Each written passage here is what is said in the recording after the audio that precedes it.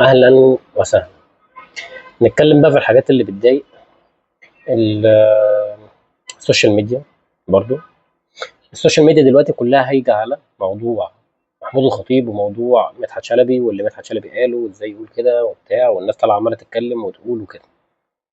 خصوصا لما طلعت اتكلمت عن موضوع فيزا محمود الخطيب دي.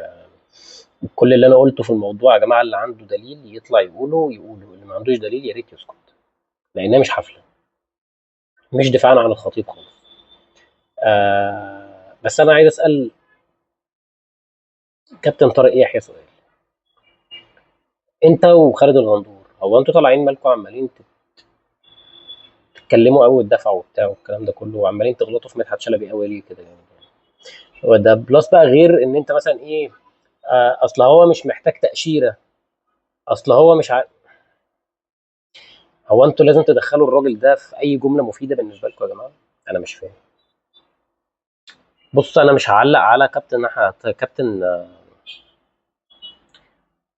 كنت اقول احمد طارق يحيى. مش هعلق على كابتن طارق يحيى. بس يعني والله ما هينفع اتكلم. خالد الغندور، انت اصلا انا من زمان وانا شايفك انت راجل ايه، بتاكل عيش، فكل عيش. انت دلوقتي في اون سبورت وبتاع وطلعت، والصلح خير انت وسيف زاهر ومش عارف ايه وبتاع. واللي غلطوا فيا مسامحهم ومش عارف ايه حد فيهم طلع رد عليك؟ ولا حد طلع رد عليك، ولا حد هيطلع يرد عليك، ولا حد يقول لك ما تزعلش يا كابتن خالد، ولا اي حاجه من الحاجات دي. دي حاجه يا باشا. الاستاذ طارق زيدان اللي طالع يقول لك اول مره اشوف فريق بيتنازل عن هويته علشان خاطر بيتفائل وبيتشائم ومش عارف ايه، وكل ما بيلعب بالتيشيرت بتاعه بيتغلب انا غلبك في موسم 2023 2024 في الجوله العاشره 2-1، وانا كنت بلعب بالزي بتاع الكامل عادي جدا يعني. فاكر ايام جوميز؟ فاكر الولا موتيابا؟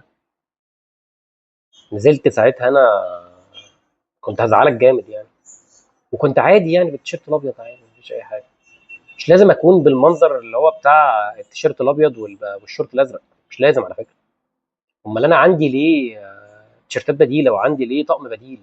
عشان اقعد ارقع بجد، وابقى عامل زي اللي كان نازل ببنطلون وتيشيرت وراح على البحر فاجر مايو؟ يعني مش ليه المنظر ده؟ الماتش مش على ارض الماتش بتاع الاهلي. لكن لا، ازاي عايزين نعلي الريتش؟ عايزين نتكلم نعلي الريتش، نخلي الاهلاويه يدخلوا يحفلوا على الزمالك، ويلا نحفل على الزمالك. بس الاستاذ طارق مش هتلاقيه بيتكلم كوره، هتلاقيه بيتكلم على التيشيرتات بس كده. وزيه كتير بقى. نفسي انام واصحى كده الاقي موضوع اللجان ده انتهى،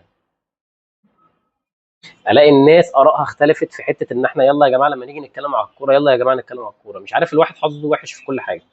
بجد والله. يعني دخلت الميديا لقيتها كلها بقت لجان، لقيتها كلها بقت ناس